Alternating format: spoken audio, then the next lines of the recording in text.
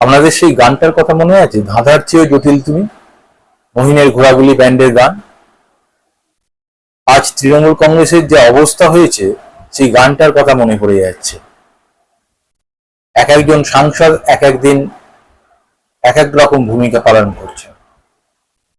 আজই কল্যাণ বন্দ্যোপাধ্যায় খোলাখুলি চ্যালেঞ্জ ছুড়ে দিয়েছেন মমতা বন্দ্যোপাধ্যায় থেকে। তিনি একদম প্রকাশ্যে আজ বলে দিলেন যে হয় অভিষেক নয় আমি, দিদি তুমি দেখে নাও। অভিষেক থাকলে আমি আর নেই, এটা বুঝিয়ে দিলেন তিনি। এই পরিস্থিতি আজকে তৃণমূল কংগ্রেসে স্পষ্ট হয়ে গেছে। জানি না এটা তিনি বাহানা খুঁজছিলেন কিনা, কেননা অভিষেক বন্দ্যোপাধ্যায়ের হয়ে লয়ার না থাকায় তিনি আজকে এই অবস্থান নিয়েছেন বলে স্পষ্ট করে দিয়েছেন।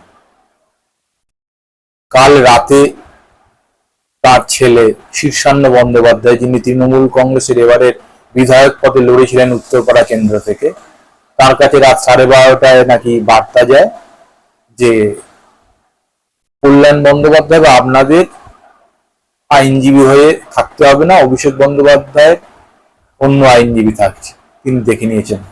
এই বার্তাটা দেখেই কল্যাণ বন্দ্যোপাধ্যায়ের মাথা গরম হয়ে যায়। তিনি আজকে সাংবাদিকদের ডেকে স্পষ্ট বলে দেন যে প্রথমে তার ছেলে শীর্ষান্ন বন্দ্যোপাধ্যায় বার্তা দিয়ে দেন দুপুরবেলা, তারপরে কল্যাণ বন্দ্যোপাধ্যায় বলেন যে দলটাকে শেষ করে দিয়েছে অভিষেক বন্দ্যোপাধ্যায়, এখনো সে বুঝতে পারছে না তার ঔদ্ধত্যের সীমা কোথায় পৌঁছে গেছে, সে কিভাবে অপমান করছে আমাকে, কিভাবে ব্যবহার করতে হয় তা জানে না। এই বলে তিনি পরিষ্কার বললেন যে দিদিকে আমি বুঝিয়ে দিতে চাই বা বলে দিতে চাই যে হয় অভিষেক নয় আমি, অভিষেক বন্দ্যোপাধ্যায় থাকলে এই দলে আমি আর নেই বা দিদির সাথে আমি আর নেই, এটা কিন্তু তিনি বুঝিয়ে দিয়েছেন। ফলে আজকে যে কল্যাণ বন্দ্যোপাধ্যায় এই ভাঙনের মুখেও মমতা বন্দ্যোপাধ্যায়ের সঙ্গে পাশাপাশি ছিলেন এবং লড়াই করছিলেন এবং নামী আইনজীবী হিসেবে সাহসও যোগাচ্ছিলেন, পাশাপাশি ছিলেন, এটা তো বলাই যায়। সাংসদ তিনি কাকলি ঘোষ দস্তিদারের অপোনেন্ট সেই অর্থে, কেননা তাকেই মুখ্য সচেতক করেছেন মমতা বন্দ্যোপাধ্যায় লোকসভায়, তাকে নিয়ে কাকলি ঘোষ দস্তিদার এত উষ্মা প্রকাশ করেছেন। তিনি আজকে কিন্তু মমতা বন্দ্যোপাধ্যায়ের বিরুদ্ধে প্রকাশ্যে স্পষ্ট জানিয়ে দিলেন হয় অভিষেক নয় আমি। এই যখন পরিস্থিতি, তখন আজকে কিন্তু অভিষেক বন্দ্যোপাধ্যায় সিআইডিতে হাজির হয়ে গেলেন ভবানী ভবনে। কেননা আজকে তিনি যদি হাজির না হতেন তাহলে কিন্তু সমস্যা ছিল, সেটা আদালত আজকে প্রকাশ্যে বলে দিয়েছিল যে তদন্তে সহযোগিতা করে। তিনি যথাসময়ে হাজির হয়েছেন। এই যে তৃণমূল পরিস্থিতিটা কি দাঁড়াচ্ছে, এইটা আজকে যখন কল্যাণ বন্দ্যোপাধ্যায় বলছেন এই তৃণমূল আর না, অভিষেক বন্দ্যোপাধ্যায় তৃণমূল আর না, যখন গান গাইতে শুরু করে দিয়েছেন, তখন বাবুল সুপ্রিয় বলছেন যে আমি কারোর দিকে নেই ভাই, আমি যেরাম চলছিল সেরামই, আমি কারোর দিকে নেই। অর্থাৎ বিদ্রোহ করেছেন সেই বিদ্রোহের সঙ্গে আমি নেই, এটা এক্স হ্যান্ডেলে পরিষ্কার জানিয়ে দিয়েছেন। তার পাশাপাশি প্রতিমা মণ্ডল আর এক সাংসদ জয়নগর থেকে তৃণমূলের, বলে দিয়েছেন যে না আমি দিদির সাথে আছি, এটা আজকে স্পষ্ট করে দিয়েছেন।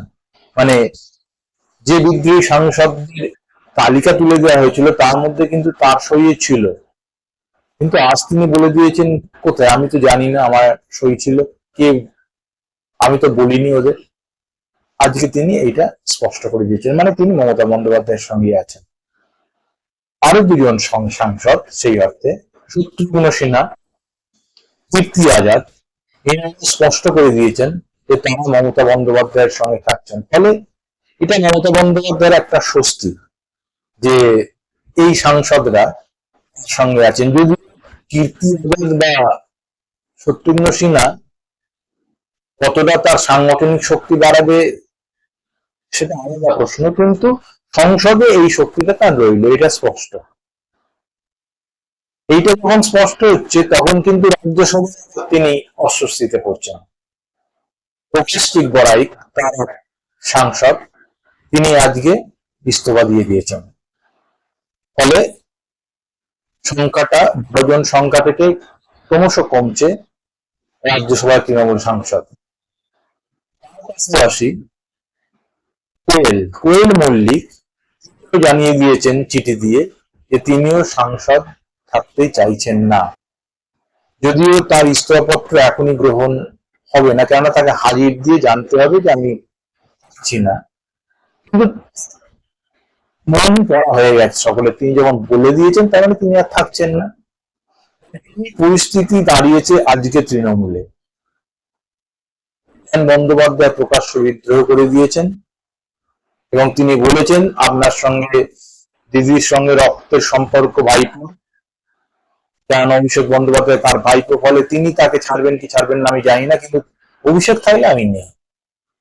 ফলে এটা একটা বড় ধাক্কা মমতা বন্দ্যোপাধ্যায়ের কাছে। আগামী দিনে তৃণমূল কংগ্রেস কোথায় দাঁড়িয়ে থাকে সেটা অবশ্যই নজর রাখতে হবে, কারণ এর মধ্যে দিল্লি থেকে কলকাতায় ফিরে এসেছেন মমতা বন্দ্যোপাধ্যায়, অভিষেক বন্দ্যোপাধ্যায় দুজনে।